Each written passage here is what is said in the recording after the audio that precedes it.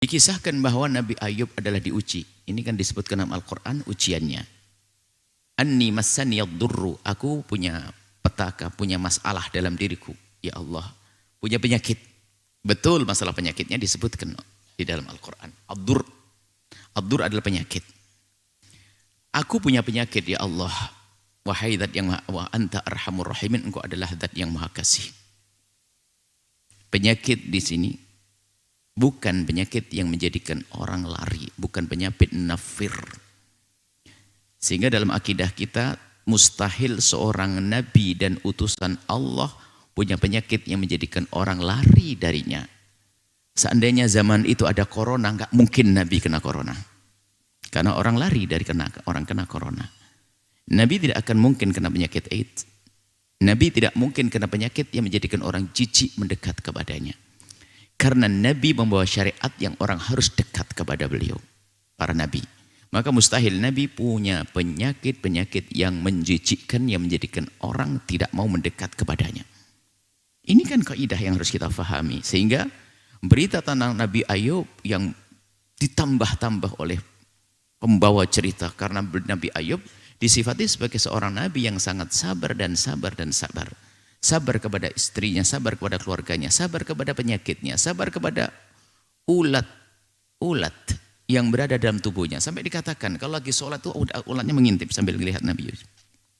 Ulatnya di koreng-korengnya itu kelihatan. Ada ulatnya bergerak-gerak melihat. Coba. Manusia biasa kalau kita lagi duduk orang di samping kita kemudian ada ulatnya bergerak begitu. Kira-kira gimana? Jijik enggak kita? Jijik, mustahil Nabi Ayub punya penyakit semacam itu. Orang akan lari dari beliau.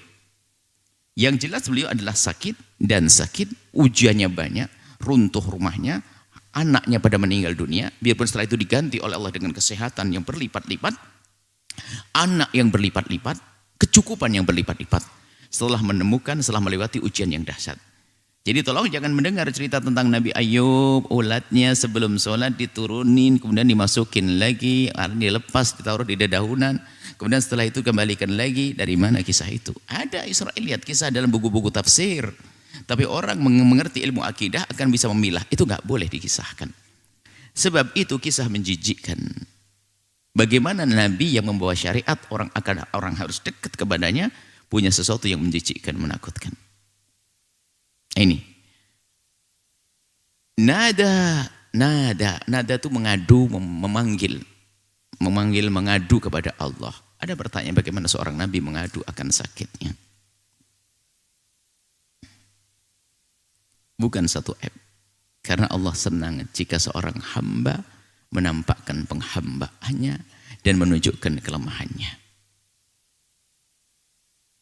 Untuk menguji kadang Allah uji beri penyakit untuk menguji bagaimana dengan sakitnya, ngadu ke siapa dia, percaya enggak kepadaku.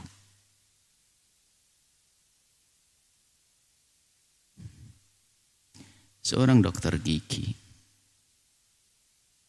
datang pasien kepadanya menampakkan katanya giginya sakit dan gusinya agak bengkak. Ternyata dengan alat yang dari besi itu dipukulkan sedikit ke gusinya. Allah. Biar tahu betul kalau memang dia lagi sakit. Kemudian setelah itu percaya kepada dokter untuk dikasih obat. Kamu sakit gigimu.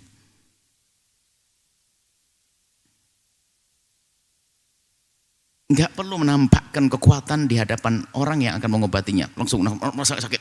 Tak tahan. Ya memang gak ada obati nanti. Sudah gini enggak. Tampakkan kalau kamu sakit biar segera diobati. Ini dengan sesama manusia. Dengan Allah Jalla Jalaluhu tampakkan kelemahanmu. Biarpun Allah sudah tahu kalau kita lemah. Dokter sudah tahu kalau giginya sakit, merah begitu kok. Ini gambaran saja untuk mempermudah pemahaman. Maka mengadunya seorang hamba kepada Allah bukan karena tidak percaya. Bukan karena hilang iman. Justru itulah menampakkan penghambaannya. Dan seorang hamba akan semakin tinggi pangkatnya, semakin dia merasa dirinya hamba. Hamba Allah. Nada ngadu. Memohon, memanggil Allah. Kalau manggil sama kawan adalah panggilan kepada kawan. Panggilan biasa. Tapi kalau dari makhluk kepada sang pencipta adalah berdoa. Bisa maknai wanada. Mana tadi? Wa Ayyub dan kisah Nabi Ayyub. Idnada rabbah, di saat dia mengadu memohon kepada Allah. Sambil menampakkan kelemahannya, anni sesungguhnya aku ya Allah masani yadurru, telah tertimpa penyakit. Wa anta, lihat, menyanjung Allah. Ini adalah cara sanjung. Anta arhamur rahimin, engkau adalah zat yang maha kasih. Ada manusia yang penuh kasih. Ini salah satu sifat Allah yang Allah berikan kepada makhluknya. Jadi muncullah manusia yang punya kasih sayang. Jadi kasih sayangnya manusia adalah karena Allah memberikan kepadanya kasih sayang. Sehingga manusia adalah bisa disebut sebagai seorang Ar-Rahim yang penuh kasih. Dan Nabi Muhammad pun gelarnya Ar-Rahim. Akan tapi sifat rahmat Allah beda dengan sifat rahmatnya manusia. Yang jelas manusia di saat dia punya sifat penuh kasih disebut sebagai seorang yang punya kasih sayang. Sehingga banyak yang punya kasih sayang.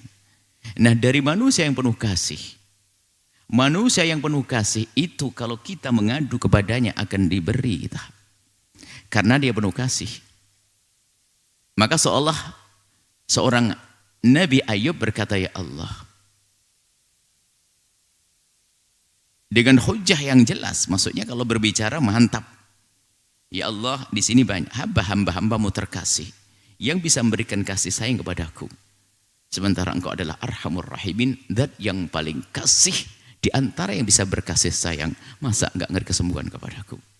Engkau pasti akan bisa memberikan kesembuhan kepadaku ya Allah. Anta Arhamur Rahimin. Dan dibebaskanlah Nabi Ayyub dari penyakitnya tersebut. Dan kehancuran rumahnya dan keluarganya pun diganti oleh Allah dengan keturunan yang banyak. Nabi Ayyub. Fastajabna lahu, dan Allah mengkabul permohonan Nabi Ayyub. Fakashafna ma bihi min durrin, dan Allah singkap, Allah buang yang menimpa Nabi Ayyub dari penyakit. Fakashafna, dan telah kami singkap, kami buang ma bihi, apa yang ada pada Nabi Ayyub min durrin, dari penyakit-penyakit itu. Bahkan dur di sini lebih luas lagi, termasuk petaka yang pernah menimpa Nabi Ayyub pun dihilangkan. Hilangnya keluarga diganti, hancurnya rumah juga diganti. Wa atainahu, ditambah. Nabi Ayyub hanya minta untuk diangkat. Begitulah ketulusan seorang pemohon kepada Allah. Selalu Allah berikan tambahan. Maka jangan ragu kalau kita minta kepada Allah. Dengan ketulusan kita di dalam memohon, maka Allah akan beri. Bahkan kadang diberi oleh Allah sesuatu yang lebih. Nabi Ayyub hanya minta kepada Allah agar dibebaskan dari penyakit yang telah menjangkitnya selama ini. Allah angkat itu penyakit. Kemudian wa atainahu ahlahu wa mithlahum ma'ahum. Kemudian juga diberikan kepada keluarganya. Setelah itu adalah keluarganya ditambah lagi bersama mereka. Diberikan keluarga, ditambah lagi keluarga itu diberi seperti apa yang diberikan kepada Nabi Ayyub. Sehingga banyak keturunannya jadi Nabi juga.